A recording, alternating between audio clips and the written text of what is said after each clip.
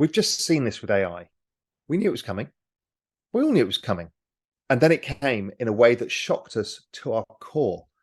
I mean, everybody is like, okay, everything has changed. Society's changed. We don't even know what it means for education. We don't even know what it means to be a human in certain aspects anymore. The industries we thought wouldn't be disrupted, the creative industries, were disrupted first, right? So the scale of what is happening in AI and how fast that came, that was the fastest adoption of any product ever. 20 days, 0 to 11 million people. Raoul Pal leads Real Vision to provide unparalleled access to the very best insights and analysis from the brightest financial minds. He prides himself on being a business cycle economist, investment strategist, and economic historian. With the implosion of AI technology, which was jump-started with the emergence of ChatGPT earlier this year, so many persons have come up with their ideology and perspective towards what the ongoing AI is about, and for some, how dangerous it is for humans. Raoul Pal is not excluded from the lot as regards a post he made on Twitter last month. He made a thread on AI being one of the most deflationary shocks in all of history.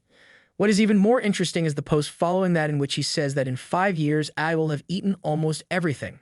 In this video, we will also explore the rather popular but somewhat complex topic Web3.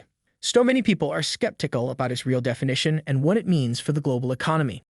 Raoul Pal explains the use case for Web3, and by the end of this video, you'll be more clarified at what seemed like an ambiguous subject, but was rather a very simple concept. We will now jump into the video as Paul walks us through Web3 and its use cases. He also talks about AI and how scary its real potential is, postulating that Kurzweil's singularity may eventually come to reality. Keep your ears peeled as we go on to the video. Don't forget to hit the like button, subscribe, and drop your comments below. Web3 enables distributed networks of people and people to be able to share in the success of that network. So imagine if Morgan Stanley had tokenized, and I've been speaking to an investment bank who's looking at doing this, a smaller investment bank, boutique investment bank, who've tokenized their clients. And I'm looking at doing it with the exponential age asset management to create a token around our clients. So now your clients and you share in the success, because the value of a network is driven by the number of connections between the people on the network and the number of people on the network. If Morgan Stanley were to have a Morgan Stanley token, and that token is your access to the Morgan Stanley world, but not just via the salespeople or the websites, but actually to the other customers themselves.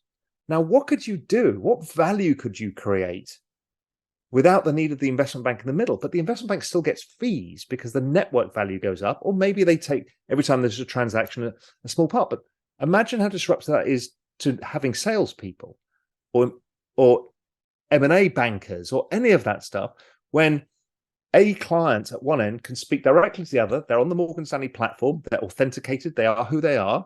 And so now they can network with each other in a way that you can only do at these big giant events, which investment banks love to be controlling over. You know, who's talking to. What you allow is that freedom of information, exchange of ideas, and the leveraging of a network. That makes it very valuable to join that network. So Morgan Stanley creates a tangible asset out of an intangible. The intangible is they got a bunch of really good clients that can do business. The tangible, and a salesperson knows if I get these clients together, they'll probably do more business than if I keep them apart. But investment banks don't think that way. They want to keep everybody separate, don't speak to each other. Same with asset management firms. But actually, if you put people together and say, you're now a participant in this network, then all that economic activity on the network drives the value of the network higher. So everybody benefits, the bank and the customers, and everyone has a value for being part of that network. So it's much the same as, as clubs. You buy a membership to a club only for the fact that you want to meet the other people in the club and use the facilities. Club memberships don't go up in value, generally speaking, apart from gated golf clubs and stuff like that, where there's a limited supply. They don't go up in value because none of the benefits accrue to the club itself. They just get the people coming in, buying drinks and paying for subscriptions. But if the club were to participate in the economic benefits that getting all those people together creates, then it's worth a lot more money. It's a really simple concept, behind Web3, which is an alignment of interest and a removal of middlemen at the center of everything. As we must have ascertained from the video, Web3 is not as complex as it is made to sound. Rather, it is an upgrade to the centralized internet that we have been used to. Next, we would go into Raoul Pal's take on AI, where he also talks about the various reactions of people to this concept and why it is better to just accept it instead of trying to fight ourselves on the matter. The smaller thought is that by 2039, this is from a quote by Mo Gaudat, who ran Google X, so he knows a lot about AI. And he's by 2039, Ray Kurzweil's idea of a singularity is so obvious. By the end of 2029, we will have AI will be smarter than a generalized human being. Yeah. So a generalized AI is smarter than the general human being. Right now, it's much better that at any human at any specific task, but not in general. By 2039, if you continue the accelerated rate, which has been proven to be right, much like Moore's law, then you get to it being 1,000 times more intelligent. So that is the equivalent of Einstein versus a fly. And we are the fly. If you think of the difference between humans and apes, what is that difference? Is it a magnitude of 50x, 20x, 10x, whatever? 1,000x. Right. So we don't stand a chance. How do you feel about it?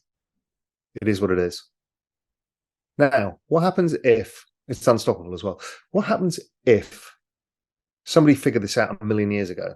And the way to populate planets is to start bacteria of different types that exist.